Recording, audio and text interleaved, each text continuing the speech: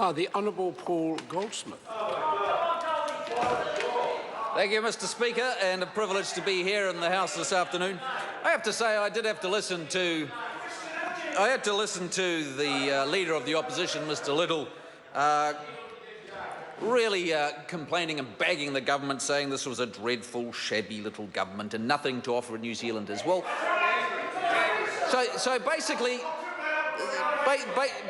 he seems to be saying that 50% of New Zealanders who support this government are fools. Is that what he's saying? Is that what he's saying, that the 50% of New Zealanders who support this government and continue to support this government and put their trust in the Prime Minister and this government to do the best thing for this country, is he saying that they're fools? And then he talked about morality. Does he really think that he, as the Leader of the Opposition and Leader of the Labour Party, lives on some higher moral plane than the rest of us over on this side of the House? Does he really think that he is of a higher moral standing and a higher morality than the many thousands of, hundreds of thousands of New Zealanders who stand behind this government? And I don't think he is. The moral thing to do, in my opinion, being involved in government, is to work every day to improve the living standards of New Zealanders, and that's what we do. That's what we get out of bed every morning on this side of the House and try and do. And that's why we work hard every day to reform the Resource Management Act so as to make housing more affordable to everyday New Zealanders. And that's why, and we think that is the moral thing to do. And it's interesting that members on the other side of the House don't seem to think that that's important. We think the moral thing to do is to remove barriers to entrepreneurship, remove barriers to competition, to help small businesses to get through the difficulties of business and pay their provisional tax and get on and do well. We think the moral thing to do is to provide a stable environment which is sustainable and predictable, so that New Zealanders in every walk of life can know where they stand and can make plans for the future, can make investment for the future and do well for themselves and for this family.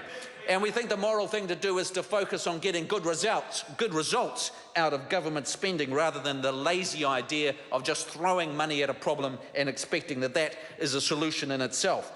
And we think, Mr. Speaker, that the moral thing to do is to continue to reform welfare in this country. It's not good enough just to accept multi-generational dependency that's developed in many parts of this country, but you actually have to think hard and tackle those long-term issues. And that's what we think, that's what I believe is the moral thing to do as a Member of Parliament, and we strive to do that every day. And I don't take criticisms from people on the other side who claim to be living on some kind of higher moral plane than everybody. I think that I haven't met a single person in this Parliament on either side of the House who doesn't come here and think that they are going to do the very best job that they can for New Zealanders. And we disagree very strongly about how to go about doing that. We have strong arguments about what is the best way to raise the living standards of New Zealanders, but I personally am not one that would want to throw such abuse at